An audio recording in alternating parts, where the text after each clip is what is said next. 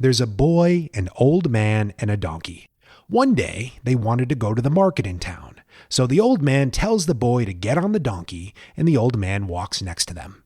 On the way, they passed some people who shamed the boy, saying, "How could you make an old man walk like that? That's terrible." So they switched.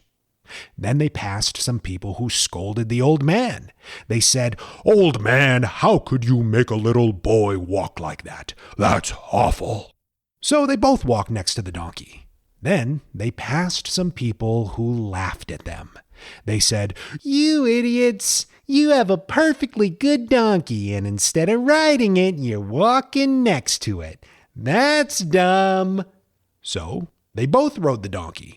Then they passed by some people who ridiculed them. They said, "How dare you put such a heavy load on a donkey?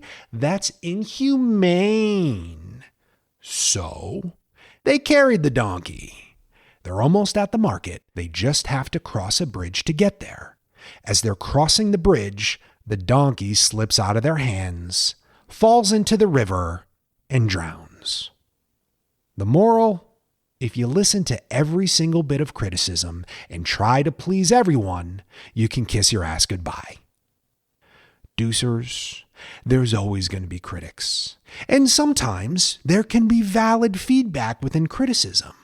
But in a world where it seems like everyone is a critic, where everyone has an opinion, where everyone plays a contrarian out of their own insecurity of their own self, it's important we don't lose ourselves trying to please those people.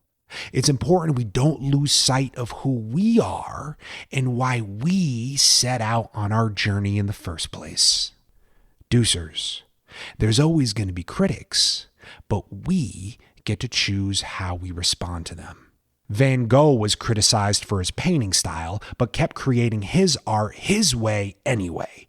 Lincoln was criticized for his stance on equality, but kept believing and ended slavery anyway. Muhammad Ali was criticized for not fighting in Vietnam, was stripped of his title, was banned from boxing, but kept fighting and came back and won the title again anyway. Now imagine if these great men all tried to people please every single one of their critics. Back when I first created the Daily Deuce and the Mental app, there was a sea of positive feedback. But there were also critics.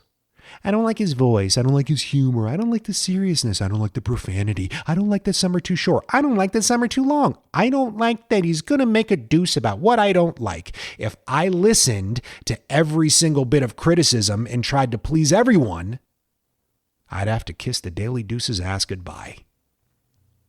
But, deuce her out, back tomorrow.